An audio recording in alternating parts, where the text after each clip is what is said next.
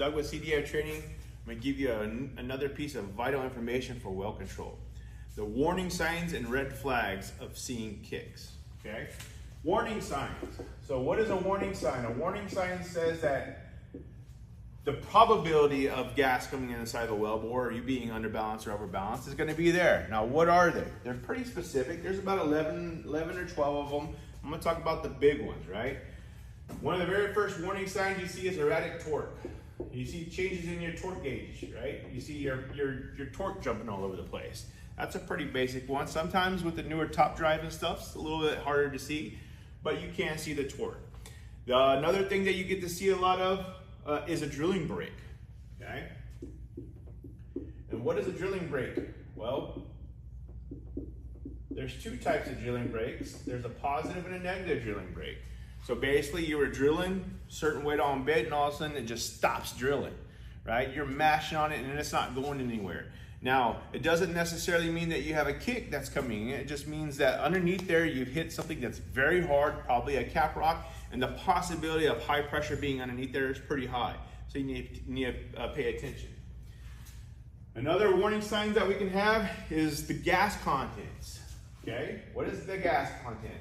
So on the back side, you got your mud engineer, and he's calling out 15 units of gas, 20 units of gas, 30 units of gas. That gas content keeps rising and rising and rising. Eventually, Mother Nature will overbalance you and you will have a kick that comes in the wellbore. So again, that's why they consider a warning sign of being a gas content. Another thing that we look for is shell. What they call pressure shell. This is going to be big old popping shell. Some guys call it popping shell or pressure shell. It's basically a shell that pops off a wall, comes up the wellbore. It looks like uncut shell. What your normal cutting should look like when you're drilling with hydrostatic overbalance is coffee grounds. So if they're coming out long and splinters, you're probably getting close to Mother Nature's pressure and the chances of you taking a kick are pretty high. So those are the 3 or 4 big major ones. Now, what's required of this? If I see these warning signs, the very first thing that I should do, I'm gonna pick up, come off bottom a little bit, I'm gonna shut my pumps down, and I'm gonna monitor the well. That's what you need to do whenever you start seeing warning signs.